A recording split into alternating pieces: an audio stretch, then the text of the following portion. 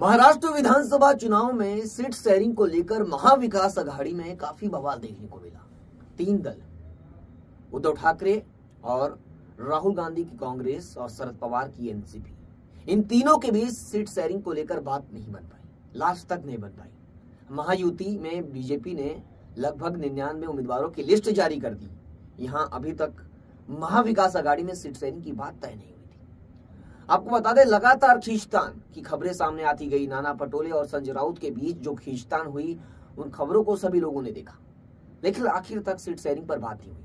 आज जाकर 85-85 सीटों पर तीनों दल लड़ेंगे, यानी कोई भी दल बड़ा यानी छोटा नहीं बनना चाहता है। यानी अगर कांग्रेस को 5 से 10 ज्यादा सीट मिल जाए तो यूबीटी पीछे नहीं रहना चाहती, यानी छोटे भाई की भूमिका में कोई नहीं रहना चाहता। यानी महाविकास अघाड़ी के गठबंधन में इन 3 दलों को, कांग्रेस, उद्धव ठाकरे और शरद पवार की एनसीपी, तीनों दल कोई भी छोटा नहीं रहना चाहता है। क्योंकि अगर कोई भी छोटा होगा और उसकी सीटें कम होगी तो मुख्यमंत्री, अगर महाविकास अघाड़ी का गठबंधन जीतता है तो मुख्यमंत्री बनाते समय बहुत बड़ी प्रॉब्लम होने वाली है। क्योंकि अभी सीट शेयरिंग को लेकर बात नहीं बन पा रही थी, तो मुख्यमंत्री जब अगर कोई बड़ा दल होगा उसमें जिसकी सीटें ज्यादा होगी तो वो अपना ही मुख्यमंत्री बनाएगा, ये तो कॉमन बात है। लेकिन अब 85-85 सीटों पर इन तीनों दलों ने सहमति बनाई है कि हम बराबरी सीटों पर लड़ेंगे। यानी कांग्रेस भी 85 सीटों पर लड़ेगी महाराष्ट्र में, यूबीटी भी, और शरद पवार की पार्टी एनसीपी भी। अब बाकी की जो 30 सीटें बचेगी वो छोटे छोटे दलों को दे देंगे। समाजवादी पार्टी अखिलेश यादव मालेगांव में रैली किए, धुले में रैली किए, मुस्लिम बहुल इलाकों में रैली किए, और उनकी मांग थी कि 12 से 13 सीटें चाहिए महाराष्ट्र में।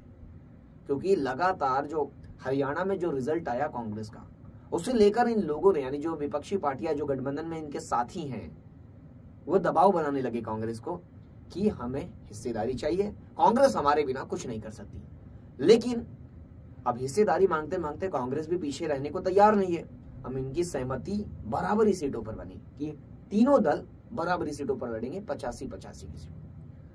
अब इस पर आगे क्या होता है, बाकी छोटे दलों को, समाजवादी पार्टी और जो भी छोटे छोटे दल हैं, उनको कितनी सीटें मिलती है, और या ये तीनों दलों में से अभी किसी और की कुछ सीटें और मिलेगी किसी को, ये देखना होगा। क्योंकि अभी फाइनल सीट शेयरिंग नहीं हुआ है।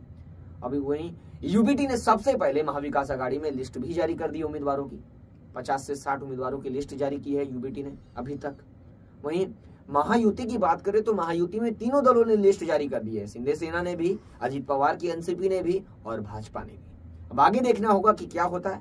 ऐसे लेटेस्ट खबरों के लिए लगातार हमारे साथ देखते रहें मेट्रो सिटी समाचार।